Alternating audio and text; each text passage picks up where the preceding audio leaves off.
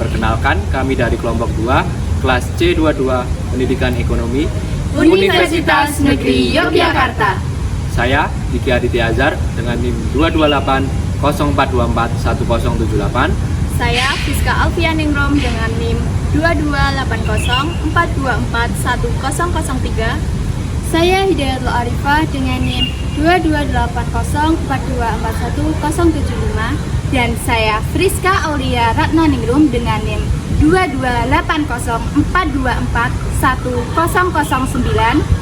Dan teman saya yang bernama Risnanda Salsabila Ajahra dengan NIM 2280 424 1021. Di sini kami akan mencoba menampilkan video pembelajaran tentang pengoperasian yang sudah kami buat untuk memenuhi tugas mata kuliah UMKM dan Koperasi. Selamat menyaksikan.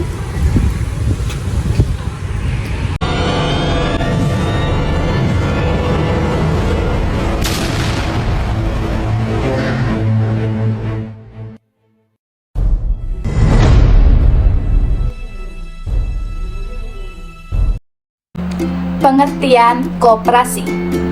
Menurut istilah, pengertian koperasi secara sederhana berawal dari kata CO yang berarti bersama dan operation atau operasi yang artinya bekerja. Jadi pengertian koperasi adalah kerjasama. Sedangkan pengertian umum dari koperasi adalah suatu kumpulan orang-orang yang mempunyai tujuan sama, diikat dalam suatu organisasi yang berdasarkan kekeluargaan dengan maksud mensejahterakan anggotanya. Menurut Undang-Undang Nomor 25 Tahun 1992 tentang Pengkoperasian Indonesia, koperasi adalah badan usaha yang beranggotakan orang seorang atau badan hukum koperasi dengan melandaskan kegiatannya berdasarkan prinsip koperasi sekaligus sebagai gerakan ekonomi rakyat yang berdasarkan atas dasar asas kekeluargaan. Menurut R.M. Margono Jojo Hadi Kusumo, koperasi adalah perkumpulan manusia seorang-seorang yang dengan sukanya sendiri hendak bekerja sama untuk memajukan ekonominya. Menurut Profesor R.S. Soeriat Mojo, koperasi adalah suatu badan usaha yang secara sukarela dimiliki dan dikendalikan oleh anggota yang juga pelanggannya dan dioperasikan untuk mereka dan untuk mereka atas dasar laba atau dasar biaya. Menurut International Labour Organization atau ILO mendefinisikan bahwa koperasi ialah sebagai sebuah asosiasi orang, biasanya yang artinya terbatas, yang sudah secara sukarela ikut bergabung bersama untuk mencapai akhir ekonomi umum melalui pembentukan suatu organisasi bisnis yang dikendalikan secara demokratis, membuat kontribusi yang adil terhadap modal yang dibutuhkan dan dalam menerima bagian yang adil dari resiko dan manfaat dari usahanya tersebut. Sedangkan menurut Muhammad Hatta menyatakan bahwa koperasi ialah suatu usaha bersama untuk memperbaiki nasib dalam penghidupan ekonomi yang berdasarkan tolong-menolong. Semangat tolong-menolong tersebut didorong dengan keinginan memberi jasa kepada kawan yang berdasarkan prinsip seorang buat semua dan semua buat seorang.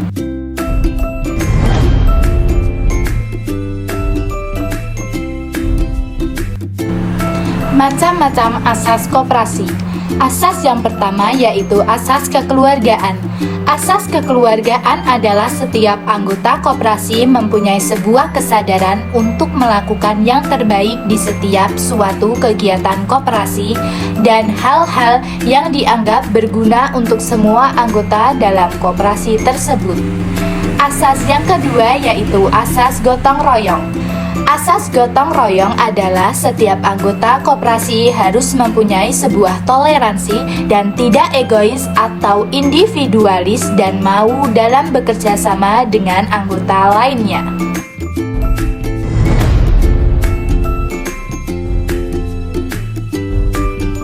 Tujuh prinsip koperasi. Yang pertama, keanggotaan bersifat sukarela dan juga terbuka. Maksudnya, setiap keanggotaan ataupun anggota secara sukarela memberikan modalnya sendiri-sendiri untuk digabungkan sebagai usaha bersama. berdasarkan atas asas kekeluargaan. Kemudian, keanggotaan bersifat terbuka, maksudnya terbuka untuk siapa saja yang mau menjadi anggota koperasi tersebut.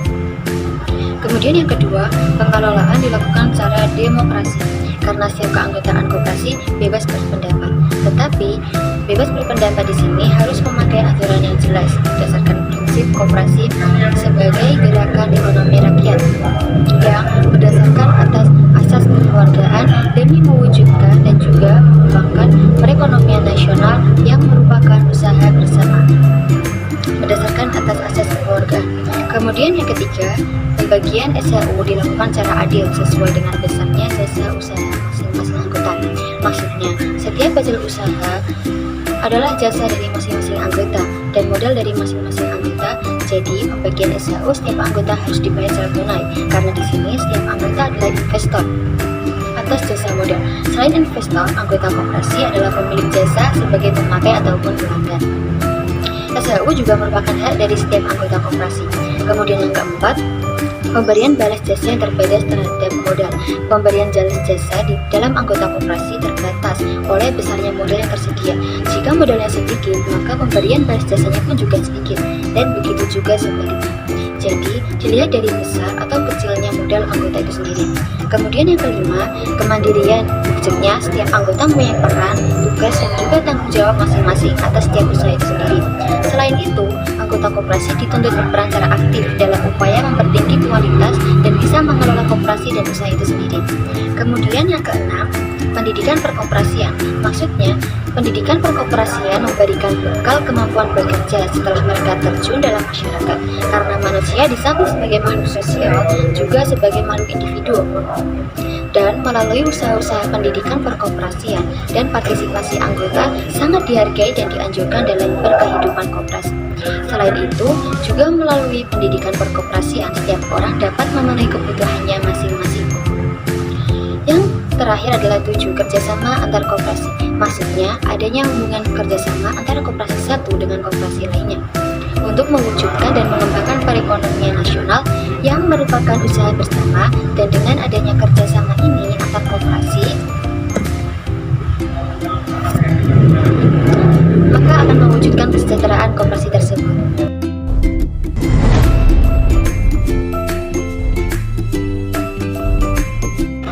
Di dalam koperasi terdapat 4 landasan, yaitu yang pertama, landasan ideal.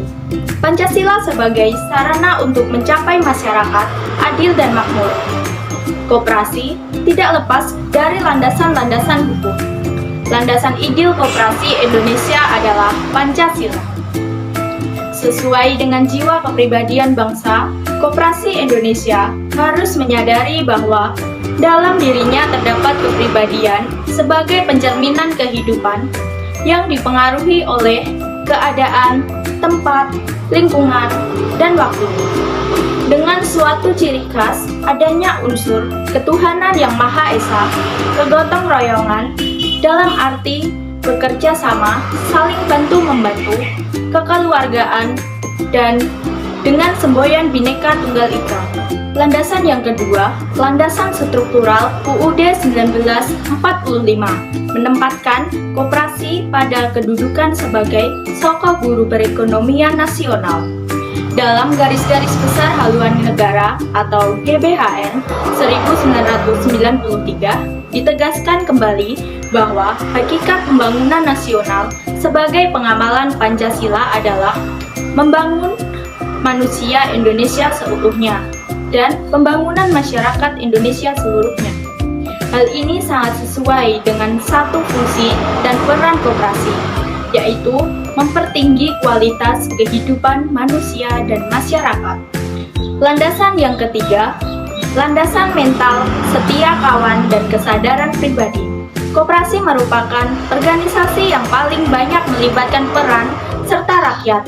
Oleh karena itu, koperasi sebagai gerakan ekonomi rakyat perlu lebih banyak diikutsertakan dalam upaya pembangunan untuk mewujudkan pembangunan yang lebih merata, tumbuh dari bawah, berakar di masyarakat, dan mendapat dukungan luas dari rakyat. Landasan yang keempat, landasan operasional Pasal 33 UUD 1945 Undang-Undang Koperasi Nomor 25 1992 dalam UUD 1945 Pasal 33 Ayat 1 menyatakan bahwa perekonomian Indonesia disusun sebagai usaha bersama-sama atas asas kekeluargaan. Dalam penjelasannya antara lain dinyatakan bahwa kemakmuran masyarakatlah yang diutamakan, bukan kemakmuran perorangan.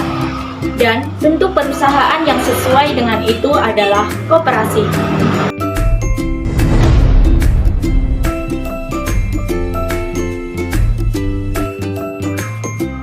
Berdasarkan bunyi Pasal 3 Undang-Undang Nomor 25 Tahun 1992, Koperasi Indonesia mempunyai tujuan dalam garis besarnya meliputi 3 hal. Yang pertama, untuk memajukan kesejahteraan anggotanya. Yang kedua, untuk memajukan kesejahteraan masyarakat. Dan yang ketiga, turut serta membangun tatanan perekonomian nasional.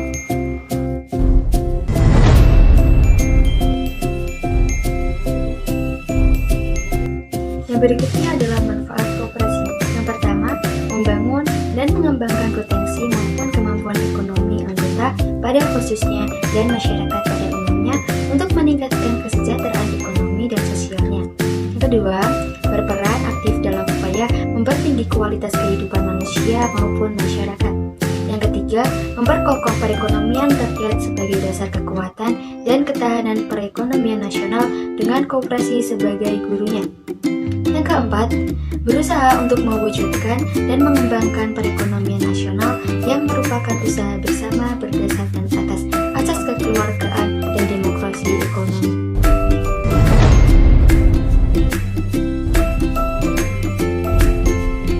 Sejarah dan lambang koperasi. Koperasi pertama kali diperkenalkan oleh seorang berkebangsaan Skotlandia yang bernama Robert Owen. Setelah koperasi berkembang dan diterapkan di beberapa negara-negara Eropa, koperasi pun mulai masuk dan berkembang di Indonesia. Di Indonesia, koperasi mulai diperkenalkan oleh Patih Raden Arya Wiryaatmaja pada tahun 1896 dengan melihat banyaknya para pegawai negeri yang tersiksa dan menderita akibat bunga yang terlalu tinggi dari rentenir yang memberikan pinjaman uang. Melihat penderitaan tersebut, Patih Raden Arya Wiryaatmaja lalu mendirikan bank untuk para pegawai negeri. Beliau mengadopsi sistem serupa dengan yang ada di Jerman, yakni mendirikan koperasi kredit.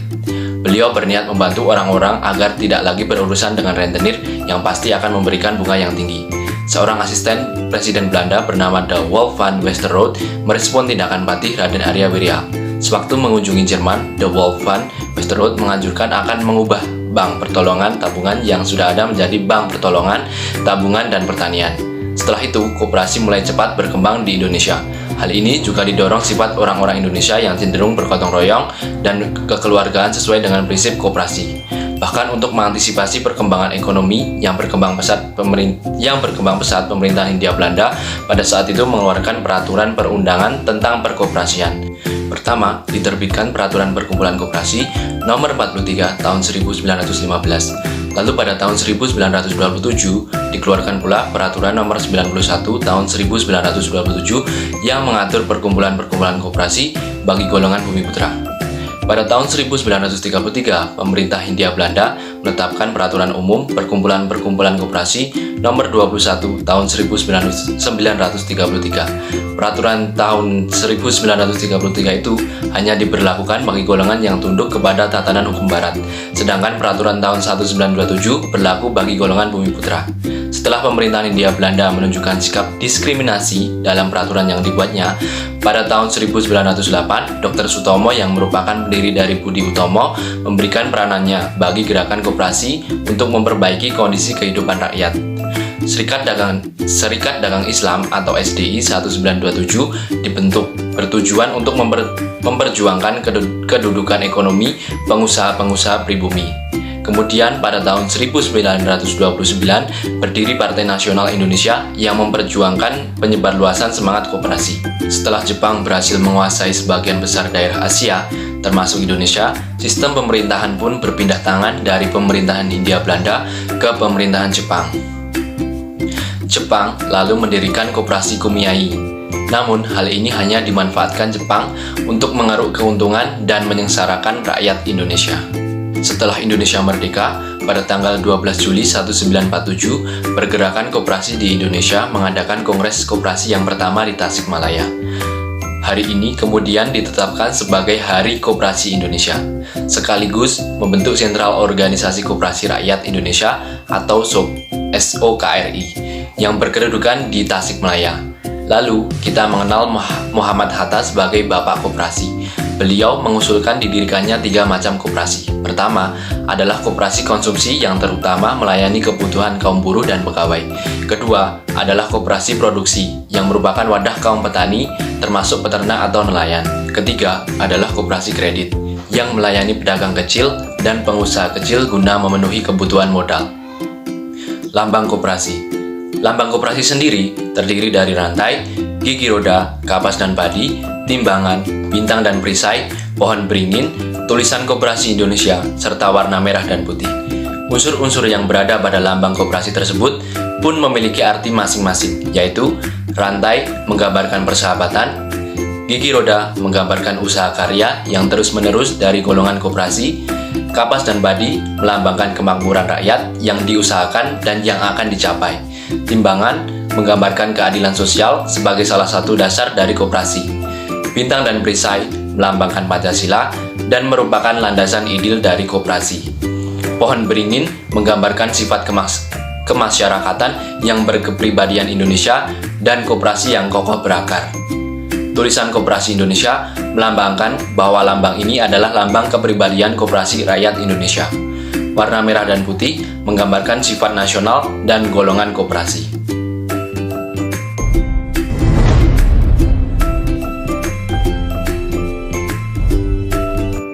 Macam-macam penggolongan koperasi. Yang pertama, berdasarkan jumlah lapangan usahanya, terbagi menjadi koperasi single purpose, yaitu koperasi salah satu jenis ini hanya mempunyai satu bidang usaha saja. Koperasi multi-purpose adalah salah satu jenis koperasi yang mempunyai beberapa unit usaha. Penggolongan yang kedua berdasarkan fungsinya, terbagi menjadi koperasi konsumsi. Koperasi ini adalah salah satu jenis koperasi yang didirikan yang memiliki tujuan utama untuk memenuhi kebutuhan hidup anggotanya. Koperasi jasa, jenis koperasi yang memiliki fungsi untuk memberikan jasa atau sebuah pelayanan kepada para anggotanya, khususnya dan masyarakat sekitar pada umumnya. Koperasi produksi adalah salah satu jenis koperasi di dalam kegiatannya menjual barang hasil produksi dari anggotanya. Penggolongan yang ketiga yaitu berdasarkan dalam tingkatan dan luas daerah kegiatannya, terdiri dari koperasi primer. Koperasi ini adalah jenis koperasi yang berdiri sendiri dan beranggotakan minimal 20 orang perseorangan. Koperasi sekunder adalah suatu koperasi yang berbentuk dari sebuah gabungan badan-badan koperasi. Koperasi sekunder ini dapat dibagi lagi menjadi koperasi pusat, gabungan, dan koperasi induk. Penggolongan yang keempat yaitu berdasarkan bidang usaha, terdiri dari koperasi konsumsi yaitu menyediakan barang konsumsi yang dibutuhkan anggotanya, koperasi produksi yaitu mengubah bahan baku ke barang setengah jadi atau barang jadi, koperasi pemasaran yaitu membantu anggota memasarkan barang-barangnya, koperasi kredit atau simpan pinjam yaitu pemupukan simpanan dari anggota. Penggolongan koperasi berdasarkan komoditi. Yang pertama, koperasi ekstraktif atau memanfaatkan sumber daya alam. Yang kedua, koperasi pertanian dan juga peternakan. Dan yang ketiga, koperasi industri dan kerajinan. Penggolongan koperasi berdasarkan daerah kerja. Yang pertama, koperasi primer atau anggotanya dari lingkup wilayah kesatuan tertentu atau KUD. Yang kedua, koperasi pusat, pemusatan koperasi primer dalam wilayah tertentu atau PUSKUD. Yang ketiga, koperasi gabungan, sama dengan koperasi pusat sebelumnya tetapi tidak beranggotakan orang-orang, tetapi koperasi atau GKBI. Yang keempat, koperasi induk, yaitu koperasi yang beranggotakan koperasi-koperasi pusat, gabungan yang kedudukannya di ibu kota negara. G. Penggolongan koperasi berdasarkan profesi anggota. Yang pertama, Kopkar atau koperasi karyawan. Yang kedua, KP, koperasi pegawai, yang ketiga Kopat, koperasi angkatan darat, yang keempat Kopma atau koperasi mahasiswa, yang kelima Kopas, koperasi pedagang pasar, yang keenam Koferi atau koperasi veterineri, dan yang terakhir koperasi nelayan.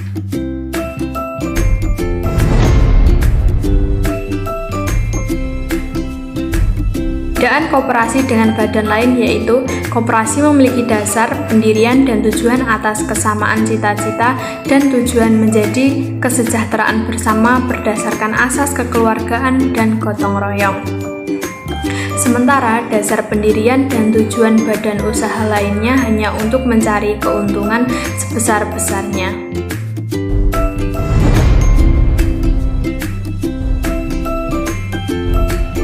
Pun manfaat bergabung dalam koperasi diantaranya yaitu yang pertama memberikan kemudahan dan pelayanan yang baik bagi anggotanya. Yang kedua, koperasi minimal harus memberikan kemudahan bagi anggotanya untuk menikmati fasilitas yang disediakan. Yang ketiga yaitu pengembangan potensi dan kemampuan untuk meningkatkan kesejahteraan anggota. Yang keempat, mudah merencanakan pengeluaran bagi anggotanya sehingga kualitas hidup meningkat. Yang kelima, melatih kerjasama berorganisasi dan karakter baik lainnya anggota. Yang keenam, mengurangi tingkat pengangguran. Yang ketujuh, dapat memperkokoh tatanan perekonomian sosial. Dan yang terakhir yaitu memberikan akses untuk mendapatkan modal usaha. Sekian video yang dapat kami sampaikan, kurang lebihnya mohon maaf. Wassalamualaikum warahmatullahi wabarakatuh.